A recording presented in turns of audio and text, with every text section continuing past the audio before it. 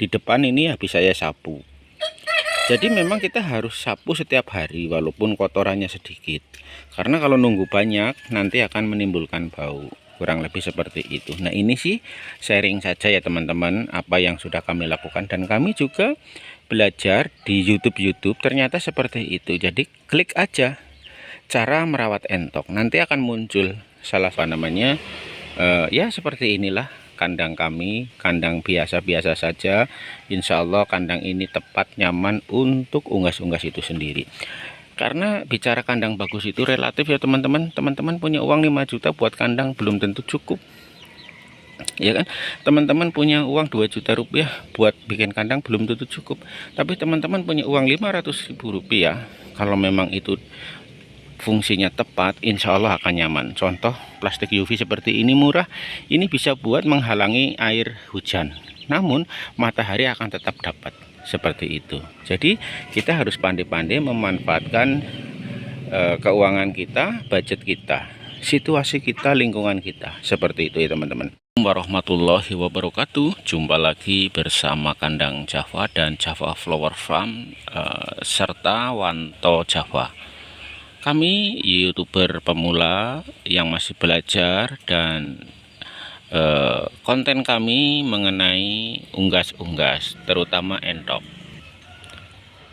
Untuk video kali ini saya tidak mereview tentang jualan entok, tapi kami akan mereview beberapa permintaan sahabat-sahabat tentang kandang entok. Nah, di sini kami juga masih pemula, masih belajar untuk beternak unggas. Nah, inilah kandang reot kami, kandang sederhana. Namun, menurut saya kandang ini sudah tepat. Tepat dalam arti pada saat malam hari bisa dipakai untuk tidur. Pada saat siang hari mereka pada main-main di sana. Namun, yang paling penting di sini kita harus menjaga kebersihan.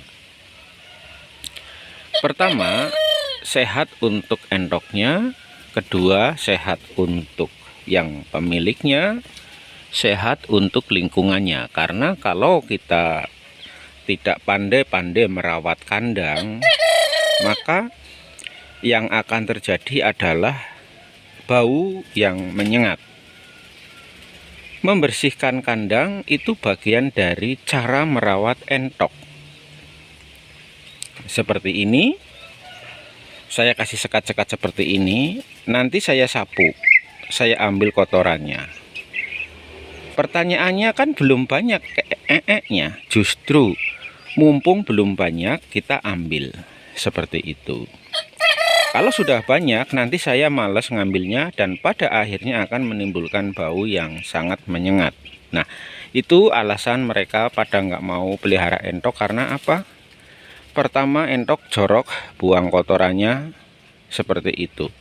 Sebenarnya nggak juga. Kalau kita mau siapkan sapu di dalam kandang sambil ngopi, sambil memberikan pakan, ya di sini ada kopi, ada meja. Artinya kandang ini memang nyaman buat saya, maksud saya. Kalau buat teman-teman karena belum biasa mungkin nggak kolu ya, ngopi sambil lihat atau di kandang entok. Tapi kalau saya sudah terbiasa. Kenapa? Tidak bau, bersih. Bersih itu menurut saya ya untuk takaran kandang entok itu seperti itu. Jadi nyaman-nyaman saja. Sambil ngopi sebelum berangkat aktivitas, sambil lihat-lihat entok-entok kita setelah dikasih makan. Dan jangan lupa di depan sana dikasih kolam. Fungsinya kolam pertama untuk menghibur entok tidak stres. Jadi dia bisa mandi, bisa minum. Yang kedua, si entok akan bersih-bersih seperti ini. Entoknya bersih-bersih. Ini habis mandi. Nanti kalau sudah kering dia bersih mengkilat. Mau entok putih ataupun entok hitam, ini dragon black ya, black dragon. Itu juga mengkilat ya, karena memang teman-teman bisa lihat di depan ini habis saya sapu. Jadi memang kita harus sapu setiap hari walaupun kotorannya sedikit. Karena kalau nunggu banyak nanti akan menimbulkan bau. Kurang lebih seperti itu. Nah, ini sih sharing saja ya teman-teman apa yang sudah kami lakukan, dan kami juga belajar di YouTube ternyata seperti itu. Jadi klik aja cara merawat entok, nanti akan muncul salah satunya kandang. Nah, seperti itu. Nah, setelah kandang oke, baru kita merawat entok dengan pakan. Mas, pakan kan sekarang mahal, Mas. Iya betul, pakan pabrikan sekarang mahal. Namun kita bisa mensiasati dengan pakan alternatif. Sudah banyak di video-video kami tentang pakan alternatif. Bisa batang pisang, bisa singkong, bisa tales, bisa eceng gondok, azola, kangkung, sayur mayur yang didapat dari pasar dan lain-lainnya. Yang paling penting di situ nanti dikombinasikan dengan EE4 atau tidak juga tidak apa-apa. Nah, bekatulnya atau dedaknya jadi cukup sedikit saja, sehingga asumsi yang tadi pakan mahal sehingga jadi murah. Pak, apakah itu ada nutrisi dan ada proteinnya? Tentunya kita harus tambahkan protein.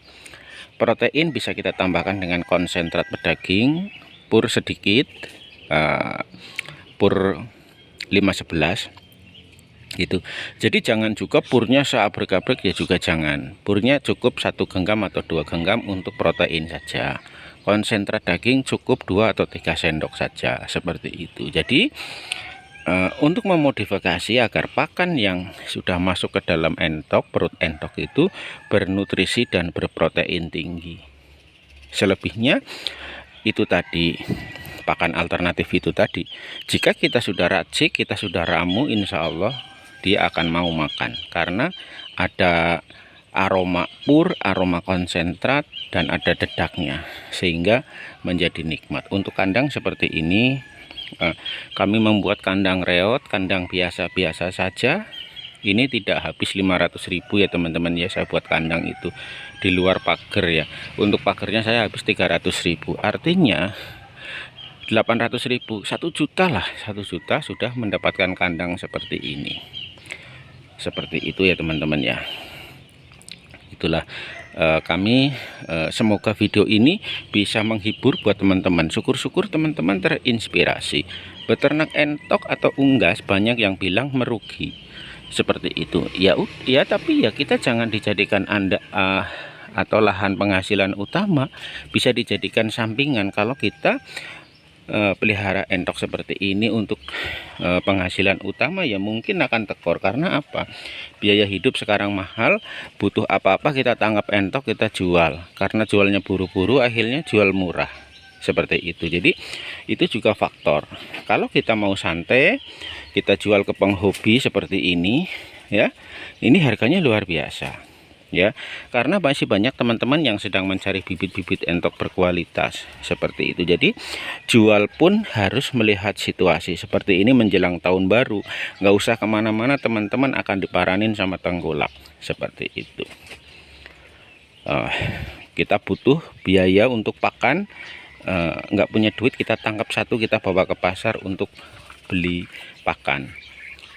Untuk beli pakan tambahan maksud saya seperti pur dan konsentrat. Selebihnya kita bisa cari sendiri pakan alternatifnya, seperti itu. Nah, ini cara kami ya teman-teman, ala kami. Semoga video ini bermanfaat.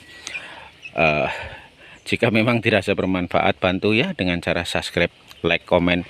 Jangan lupa nyalakan tombol loncengnya, jadi nanti pas kandang Java atau Java Flower mengupload video, teman-teman langsung mendapatkan pemberitahuan dari pihak YouTube. Mungkin itu ya, sedikit pagi-pagi sambil ngopi, sambil membersihkan kandang, sambil ya seperti inilah kandang kami, kandang biasa-biasa saja. Insya Allah kandang ini tepat, nyaman untuk unggas-unggas itu sendiri. Karena bicara kandang bagus itu relatif ya teman-teman. Teman-teman punya uang 5 juta buat kandang belum tentu cukup, ya kan? Teman-teman punya uang 2 juta rupiah buat bikin kandang belum tentu cukup.